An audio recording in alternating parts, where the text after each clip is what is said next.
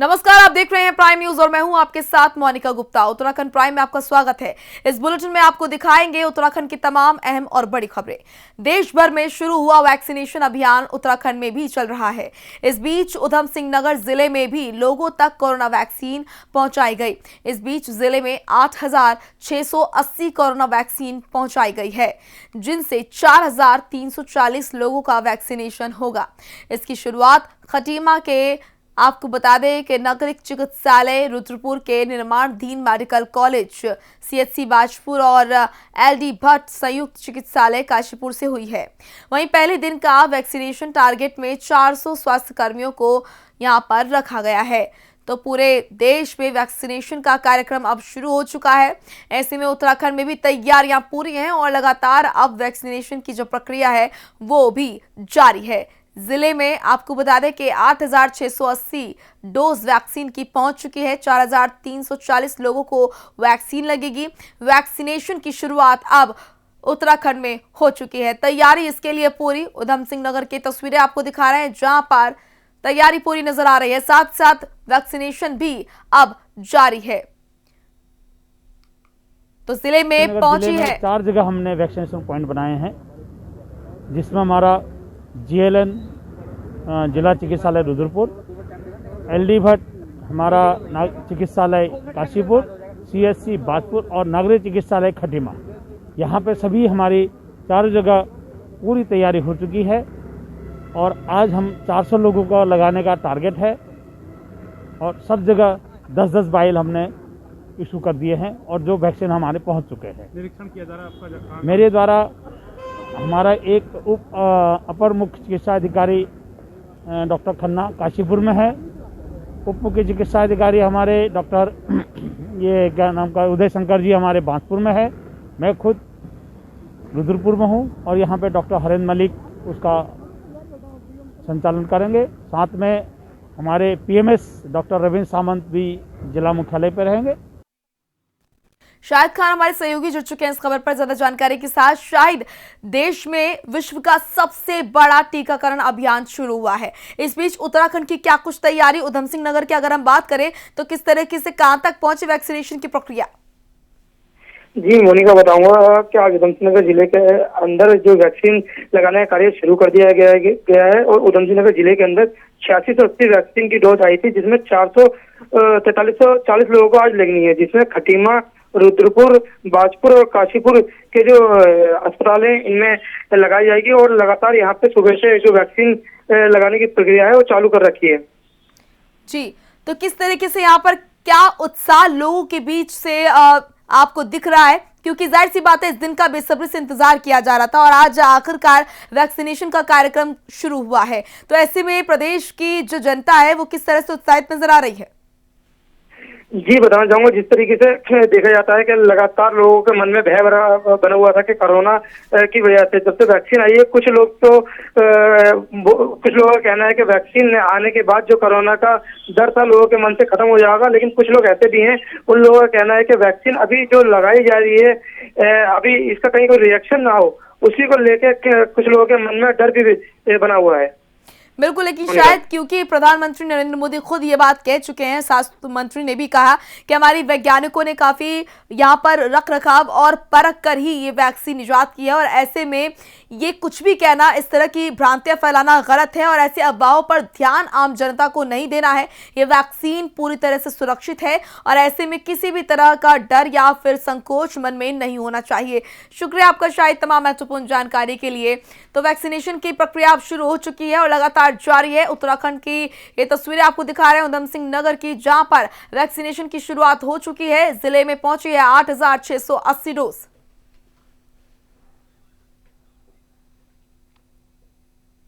तो वहीं दिल्ली एयरपोर्ट पर घने कोहरे के चलते सभी विमानों को विजुअलिटी के लिए समस्या से जूझना पड़ रहा है। विजिबिलिटी के चलते यहां पर तमाम तरह की देरी नजर आ रही है। इसके चलते दिल्ली एयरपोर्ट से कोई भी फ्लाइट देहरादून एयरपोर्ट नहीं पहुंच पा रही है। दरअसल दिल्ली एयरपोर्ट पर सुबह के वक्त विजिबिलिटी काफी कम हो गई थी, जिसके चलते दिल्ली से देहरादून आने वाली सभी फ्लाइट सुबह 11:30 बजे तक एयरपोर्ट नहीं पहुंच पाई। आमतौर पर दिल्ली एयरपोर्ट से हर रोज SpiceJet, IndiGo, Air India की फ्लाइट देहरादून पहुंचती है, लेकिन दिल्ली एयरपोर्ट पर छाए घने कोहरे के चलते फ्लाइट लेट हो रही है। वहीं इस बीच देहरादून एयरपोर्ट पर दिल्ली के लिए जाने वाले हवाई यात्रियों को फ्लाइट का काफी इंतजार करना पड़ा। तो ये तस्वीरें अब तक कोहरे के चलते लेट हुई फ्लाइट्स, दिल्ली से समय पर नहीं पहुंची फ्लाइट्स, इंतजार यहां पर करना पड़ा। जिस तरीके से कड़कड़ाती ठंड में कोहरे की चादर से राज्य लगातार ढकते हुए नजर आ रहे हैं, दिल्ली में भी कोहरा देखने को मिला, जिससे कि विजिबिलिटी काफी कम हुई और ऐसे में यहां पर फ्लाइट्स को देरी का सामना करना पड़ा। दिल्ली से समय पर नहीं पहुंची फ्लाइट्स, कोहरे के चलते लेट हुई फ्लाइट्स। और यहां पर दिल्ली एनसीआर की अगर बात करें तो लगातार सर्दी का सितम जारी है। ऐसे में कोहरे की वजह से वाहन की रफ्तार तो धीरे है ही, लेकिन फ्लाइट्स भी लेट पहुंच रही है अन्य राज्यों में।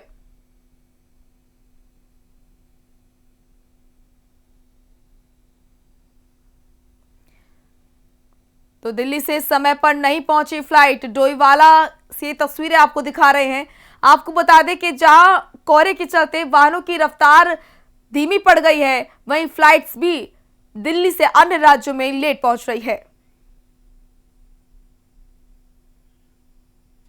तो वहीं गढ़वाल में पहुंचे मुंबई के उद्योगपति और समाज सेवी मोहन काला उत्तराखंड क्रांति दल में शामिल हो गए हैं। वहीं मोहन काला के उत्तराखंड क्रांति दल ज्वाइन करने पर विधानसभा में भी खलबली पैदा हो गई है। इस बीच उत्तराखंड क्रांति दल में शामिल होने के बाद मोहन काला अपनी विधानसभा में सक्रिय भी हो गए हैं और उन्होंने जगह जगह अपना भ्रमण कार्यक्रम चलाना शुरू किया है, जिसके तहत आज वो श्रीनगर पहुंचे, जहां कार्यकर्ताओं ने फूल मालाओं के साथ मोहन काला का जोरदार स्वागत किया। इस मौके पर उन्होंने कहा कि वो पार्टी के सच्चे सेवक हैं और पार्टी जो निर्देश देगी वो काम करेंगे।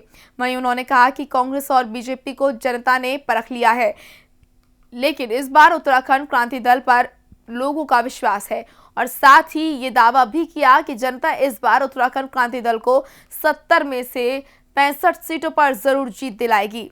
आपको बता दें कि पिछले विधानसभा चुनाव में मोहन काला निर्दलीय उम्मीदवार के तौर पर चुनावी मैदान में उतरे थे, जिसमें वो तीसरे पायदान पर रहे।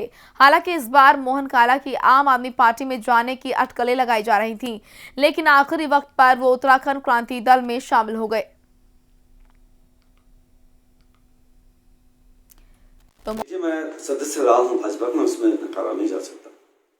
और उसके बाद में मैंने निर्दलीय यहाँ से इलेक्शन भी लड़ा है श्रीनगर विधानसभा से, और बहुत सोच विचार करके मैंने ये निर्णय लिया है कि मैं उत्तराखंड क्रांति दल में जाऊं, क्योंकि मुझे लगा कि क्षेत्र पार्टी ही, राज्य की क्षेत्र पार्टी ही विकास कर सकती है। जिस तरह से कि दक्षिण भारत हो या पश्चिम भारत हो या उत्तर भारत हो, जहाँ जहाँ क्षेत्र पार्टी रही है, उन क्षेत्र पार्टी ने अपने राज्य का विस्तार किया है और अपने राज्य का विकास किया है उन पार्टी ने। तो इस तरह से वहाँ की पार्टियों ने बहुत अच्छा विकास किया है अपने अपने क्षेत्रों में।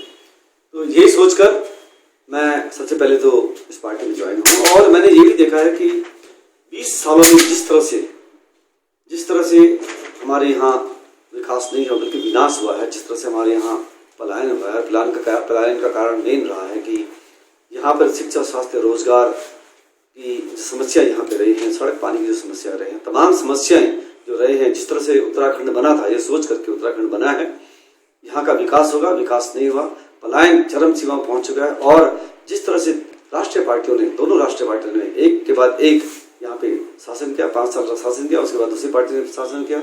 इस तरह से 20 सालों में लगातार इन पार्टियों ने शासन किया, लेकिन कोई प्रगति नहीं है, कोई विकास नहीं है। ये सोच करके कि भाई ये पार्टियां कुछ नहीं कर सकती है, केवल मात्र ही क्षेत्रीय पार्टी है जो इसका विकास कर सकती है, और वो है उत्तराखंड क्रांति दल। क्योंकि उत्तराखंड क्रांति दल ने एक पहचान दी है उत्तराखंड को, उत्तराखंड दिलाया है, इन्होंने अपने बलिदान दिया है। और मेरा ये मानना है कि अब विकास भी यही पार्टी कर सकती है, ये सोचकर पार्टी में मैं पार्टी का सच्चा सेवक हूँ, एक सैनिक हूँ और सिपाही हूँ। जिस तरह से पार्टी चाहेगी उस तरह से ही मैं, जो पार्टी का हुक्म होगा बस पार्टी का हुक्म से चलूंगा। मेरा कोई दावा नहीं है श्रीनगर विधानसभा से या कहीं और किसी विधानसभा से, मेरा कोई दावा नहीं है। ये सब पार्टी डिसाइड करेगी क्या करना है। भगवान सिंह हमारे सहयोगी जुड़ चुके हैं इस खबर पर। भगवान सिंह, यहाँ पर आम आदमी पार्टी में ज्वाइन करने के लिए यहाँ पर लगातार ये अटकलें लगाई जा रही थी कि ज्वाइन करेंगे आम आदमी पार्टी को मोहन काला, लेकिन आखिरी वक्त पर उन्होंने यूकेडी ज्वाइन कर लिया, उत्तराखंड क्रांति दल। ऐसे में क्या कुछ राजनीतिक समीकरण बनते हुए नजर आ रहे हैं? मोहन काला एक समाज सेवक है और वो यहाँ के यूकेडी के संपर्क में पहले से चल रही थी। और संपर्क में जो आम आदमी की बात करें कि हमारी पार्टी के संपर्क में भी थे, लेकिन आम आदमी का जो कहना था कि हम संपर्क में हम नहीं थे कि वो संपर्क में थे, लेकिन कहीं ना कहीं से देखा जा सकता है कि हमारी पार्टी को भी थोड़ा इनका उम्मीद थी कि अगर मोहन काला हमारी पार्टी में आ जाते हैं तो ठीक है, लेकिन यूकेडी का उन्होंने दामन थामा है। तो मोनिका मैं आपको बता दूं, क्योंकि पिछली बार 2 चुनाव लड़ा था विधानसभा का तो तीसरे नंबर पे रहे, लेकिन इस बार चेहरा ये होता है कि लड़ने का जो विधानसभा का चुनाव होता है, कभी पार्टी बदलू पार्टी कहा जाती है, कभी वो बीजेपी के संपर्क में भी थे, कांग्रेस के संपर्क में थे, लेकिन वहीं जब आप इसमें हमारी पार्टी के प्रवक्ता आशुतोष नेगी की बात करें, विमोहन नेगी की बात करें, उनका कहना है कि हमारा इससे कोई वो नहीं था, लेकिन हाँ हमारा अगर जो हमारी पार्टी महावाणी पार्टी में आने चाहता है तो उसका स्वागत है। कोई हम किसी को जोर जबरदस्ती नहीं करेंगे, लेकिन जो भी आने चाहे उसका वेलकम है। जी चलिए, शुक्रिया आपका भगवान सिंह तमाम महत्वपूर्ण जानकारी के लिए।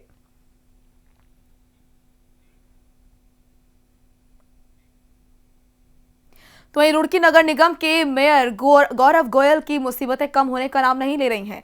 मेयर पर महिला से छेड़छाड़ और अश्लील हरकत करने के आरोप के बाद अब मेयर की गिरफ्तारी की मांग उठ रही है। इसी कड़ी में सामाजिक संगठन आम नागरिक मंच ने मेयर को बीजेपी से तुरंत ही बाहर करने की मांग की है। साथ ही मेयर की गिरफ्तारी की मांग उठाई जा रही है।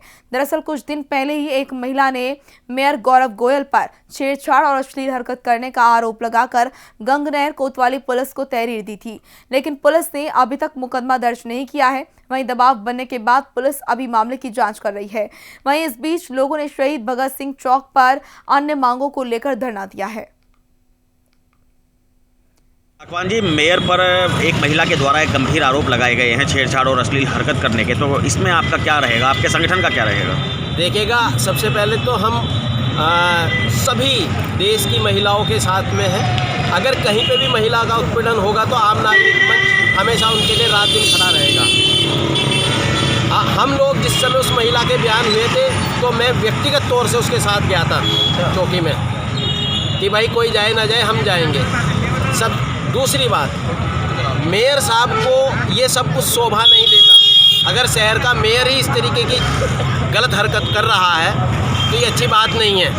दूसरा, जब सुप्रीम कोर्ट के आदेश हैं कि अगर किसी महिला ने कोई आरोप लगाया तो सबसे पहले मेयर साहब की गिरफ्तारी होनी चाहिए थी। और हमारी सरकार से एक मांग है कि सरकार एक तो मेयर साहब को भाजपा से बर्खास्त करे, दूसरी बात उन्हें इस पद से भी हटाए जब तक के लिए जांच पूरी ना हो जाए, वरना जांच प्रभावित होएगी, 100% होएगी।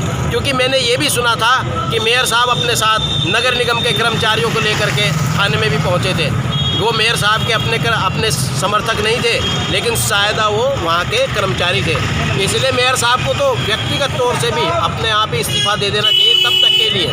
तो क्या मेयर साहब ये भीड़ जो लेके गए थे पुलिस पे दबाव बनाने का कारण था ये? और क्या कारण हो सकता? अगर एक ईमानदार आदमी है तो उसे भीड़ की क्या जरूरत है? ठीक, आपका संगठन इसमें क्या करेगा फिर आगे? देखिएगा, हम उस महिला के साथ हैं। उस महिला को जब भी जरूरत पड़ेगी हम उसके साथ खड़े रहेंगे। चलिए फिलहाल रुकने एक छोटे से ब्रेक के लिए फौरन लौटेंगे।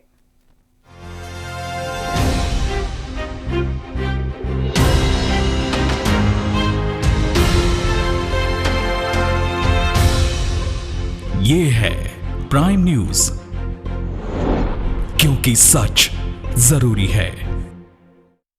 उत्तराखंड के युवाओं के लिए शुरू की गई मुख्यमंत्री स्वरोजगार योजना के सुखद परिणाम दिखाई देने लगे हैं।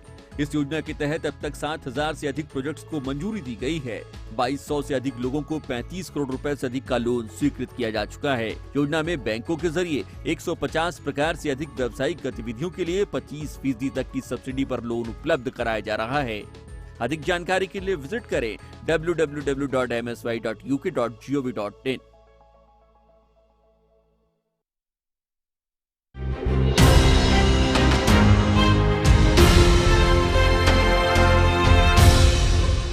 ये है प्राइम न्यूज, क्योंकि सच जरूरी है। चलिए ब्रेक के बाद स्वागत है आपका उत्तराखंड प्राइम में। उत्तराखंड में बिजली चोरी को लेकर प्रशासन सख्त हो गया है। इसी कड़ी में विद्युत कॉर्पोरेशन गदरपुर के उपखंड के एसडीओ दीपक पाठक ने कमर कस ली है। इस दौरान उन्होंने कहा है कि बिजली चोरी करने वाले लोगों को किसी भी सूरत में बख्शा नहीं जाएगा। साथ ही विद्युत मीटर के साथ छेड़छाड़ करने वालों को भी चेतावनी दी गई है और बकायेदारों से भी जल्द से जल्द बिल जमा करने का अनुरोध किया जा रहा है। उन्होंने कहा कि जिन उपभोक्ताओं के कम रीडिंग आ रही है उसकी जांच की जा रही है और जिन उपभोक्ताओं के कनेक्शन काट दिए गए थे उनकी भी जांच की जा रही है। साथ ही इस बीच अगर विद्युत विभाग का कोई भी कर्मचारी उपभोक्ताओं से पैसे का डिमांड करता है तो तुरंत उन्हें इस बीच कार्रवाई उनके ऊपर होगी। और इसके अलावा उन्होंने कहा कि उपभोक्ताओं को अगर कोई शिकायत है तो उनको दूर करने के लिए जगह जगह शिविरों का आयोजन किया जा रहा है, जिसके जरिए शिकायतों को दूर किया जाएगा। तो बिजली चोरी को लेकर अब प्रशासन सख्त हो गया है। बिजली चोरी करने वालों पर अब कार्रवाई होगी, बकाया बिल भी वसूला जाएगा। गदरपुर से की जानकारी आप तक पहुंचा रहे हैं, जहां पर बिजली को लेकर अब बिजली चोरी को लेकर प्रशासन सख्त हो गया है। दिशा निर्देश जारी किए गए हैं कि किसी भी प्रकार का कोई भी भ्रष्टाचार सामने नहीं आना चाहिए। उन लोगों पर कार्रवाई होनी चाहिए जिन्होंने बिजली चोरी की।